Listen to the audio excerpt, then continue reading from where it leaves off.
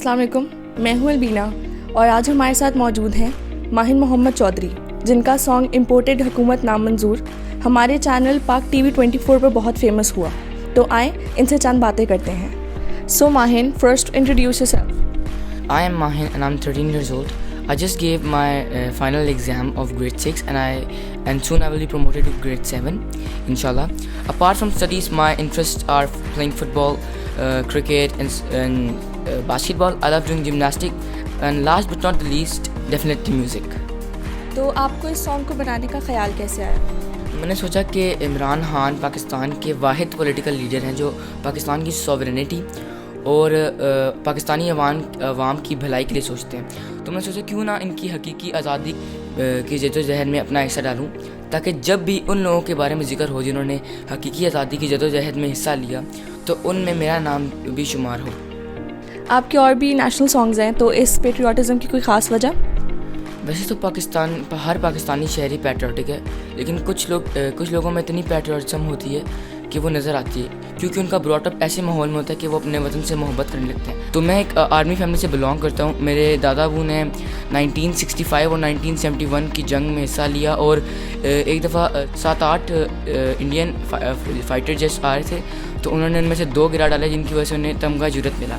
तो मैंने सोचा कि अब मैं तो जंग लड़ नहीं सकता, तो क्यों ना मैं अपने नगमे हथियार की तरह इस्तेमाल करूँ। मैंने सुना कि 1965 की जंग में मैडम नूर जहान ने नगमे गाए थे बॉर्डर पे। इसकी वजह से बॉर्डर पे लड़ने वाले जवानों का जज्बा कई गुना ज़्यादा हो गया और हम लोग जंग जीत गए। तो अगर आप कभी बहुत बड़े आर्टिस्ट बने तो आप क्या करना चाहेंगे?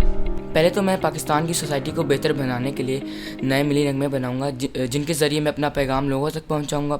और दूसरी बात ये कि मैं चाहता हूं कि मैं अपना टैलेंट इस मुल्क के बड़े प्लेटफॉर्म्स जैसे कोक स्टूडियो तक लेकर जाऊं और वहाँ पे इस मुल्क के जाने माने आर्टिस्ट्स के साथ कोलैबोरेटिव काम करूँ। आपके पेरेंट्स तो डेफिनेटली आपको सपोर्ट करते ही होंगे, बट आपकी इस इंकरेजमेंट और मोटिवेशन के पीछे क्या रीज़न है?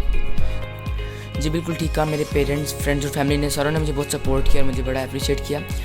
मैंने गाना गाना शुरू किया था 3 इयर्स बैक रूट्स गार्डन में, जिसको मैम आयशा खान और रिफत मुश्ताक ने बहुत अप्रिशिएट किया, जिसकी वजह से मैंने अपने सिंगिंग के टैलेंट पर और फोकस किया। तो आपने इस इम्पोर्टेड हुकूमत को नामंजूर किया है। आजकल के बच्चों का पॉलिटिक्स में कोई इंटरेस्ट नहीं है, तो कोई ऐसा मैसेज जो आप अपने एज फेलोज़ को देना चाहेंगे?